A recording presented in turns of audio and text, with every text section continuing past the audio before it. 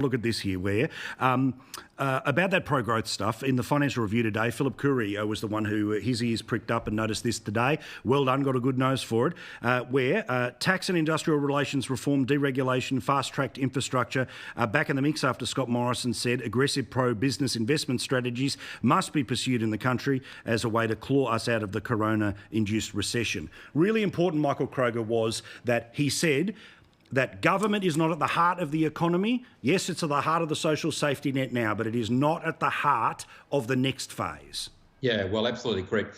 Paul, Morrison's done everything right so far, and if he gets this bigger piece of the picture right as well, he'll go down as another Howard or another Menzies. You're not going to be able to tax our way back into productivity, back into growth, back into GDP growth. You're only going to increase productivity if we can fast-track approvals for things in this country, increasing productivity. So the example we've talked about before, a foreign company comes here, wants to dig up an iron ore. It takes 8 years to get approval. That is ridiculous. 2 years to get planning permits to put up a house. This type of fast-tracking of all these approval processes will re-energise and rebuild this country, and it's great to see that Morrison's on board with that. Let's hope his love affair with the premiers continues, because they are a key component in making all of that happen, Paul. Nicholas, were you in the fetal position when you heard that this Prime Minister is going to re-embrace freedom as a way of getting us out of this? No, I mean, I think it was Rahm Emanuel, who was Barack Obama's chief of staff, who said, never waste a crisis. He said that after the global financial crisis and led to some reforms that the Obama government put in place. And I suspect there's a bit of that in Scott Morrison and Josh Frydenberg's thinking, this is a crisis-opportunity.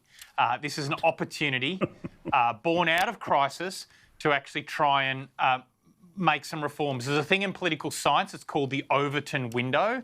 It's the range of policies which are realistically contemplatable and achievable at any point in time.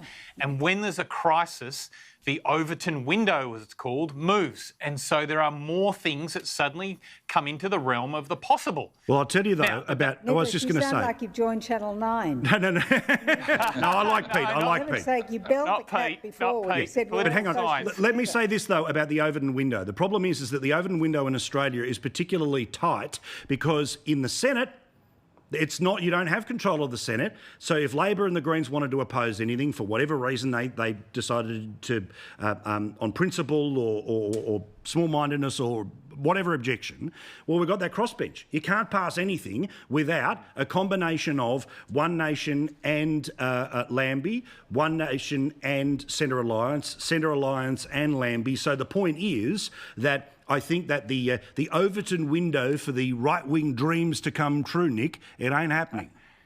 Well, and the thing that happens at these times is everybody says, oh, it's a crisis. What we need to do is my pet policy that I've been keeping in the bottom drawer here for the last 10 years. So, if you're Bronwyn Bishop, it's we have to go to war with China. And, that's probably not a really smart idea.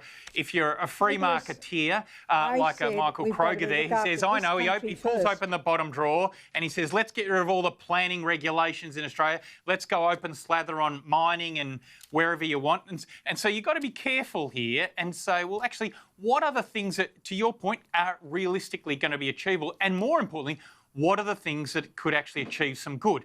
So here's one example, OK?